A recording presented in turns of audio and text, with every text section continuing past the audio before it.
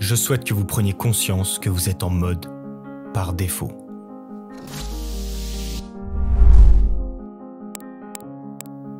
Harvard a publié une étude dans laquelle ils ont montré que 46,9% du temps, presque la moitié d'une journée, nous sommes en mode pilote automatique. Il existe deux modes de fonctionnement du cerveau, le mode par défaut et le mode direct ou positif. Le mode par défaut, vous pouvez le voir comme le mode pilote automatique. Nos pensées dérivent, la journée défile sans qu'on y pense vraiment et surtout à une vitesse impressionnante. C'est le mode où vous répétez toujours les mêmes choses, celles que vous faites par défaut. Le mode direct par contre, c'est le mode où vous êtes dans le moment présent et où vous contrôlez ce à quoi vous pensez, où vous exploitez votre capacité à choisir délibérément ce que vous faites, quand vous le faites et comment vous le faites. Et vous devez maintenant réaliser et accepter que le fait d'être un penseur délibéré est une compétence que vous devez maîtriser et que vous devez pratiquer. Vous devez devenir un maître là-dedans. Car réinitialiser son mindset n'arrive pas juste comme ça. Il y a tout un processus derrière. Pourquoi? Parce que les croyances négatives et limitantes sont déjà programmées par défaut dans le réseau de notre cerveau. Réinitialiser ça implique de répéter le processus que je vais vous montrer encore et encore. Vous savez que vous voulez faire des changements, vous en avez envie.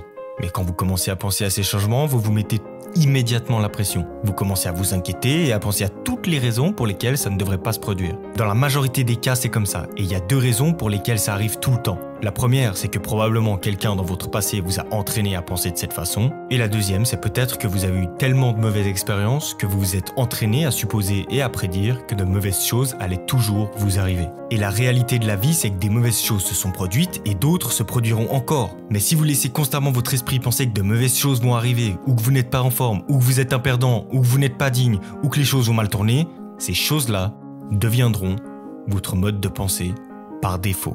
Et ce mode de pensée par défaut, les scientifiques l'appellent simplement le réseau par défaut. C'est en fait une série de neurones dans notre cerveau qui est spécialisée dans l'automatisation de certaines choses. Et la raison pour laquelle nous avons ce réseau, c'est simplement qu'on en a besoin.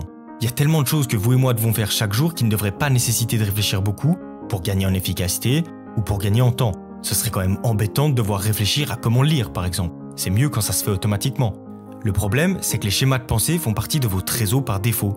Donc, quand votre mode de pensée consiste à dire « je ne suis pas belle, je suis un perdant, personne ne m'aime », ces choses deviennent votre réseau de mode par défaut.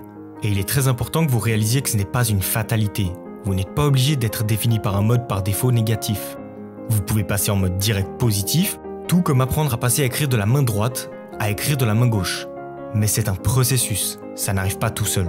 Ça va vous demander de sortir du mode où vous saisissez automatiquement le stylo avec votre main droite. Vous devrez diriger vos pensées pour saisir délibérément ce stylo avec votre main gauche.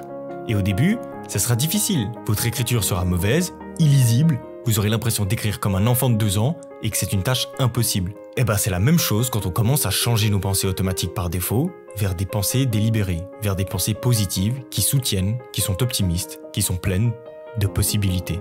Et il n'y a pas d'autre moyen de le faire, et vous pouvez le faire. Le pilotage automatique, c'est bien, c'est même excellent quand il est utile, mais il est horrible pour vous quand il est contre vous. La première chose qui vous arrêtera, c'est votre façon de penser. Et je crois que la façon dont vous pensez est un choix. Soit vous vous enfermez dans les schémas de pensée répétitifs, soit vous évoluez.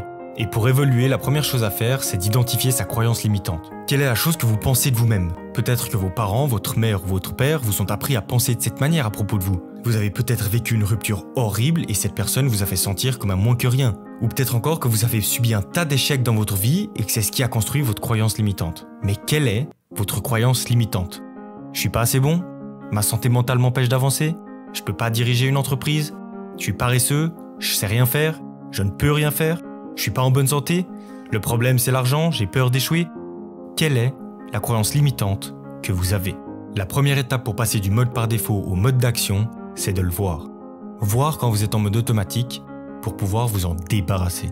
Maintenant que vous avez identifié votre croyance limitante, on va voir ce qu'elle vous coûte de choisir de la répéter. Et pour identifier le coût, voilà ce que vous allez faire.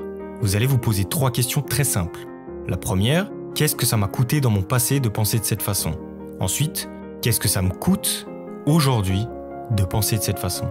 Et la dernière, si je n'évolue pas, qu'est-ce que ça va me coûter à l'avenir de continuer à avoir ces pensées limitantes? Et à chaque fois que vous avez une pensée limitante, posez-vous ces 3 questions.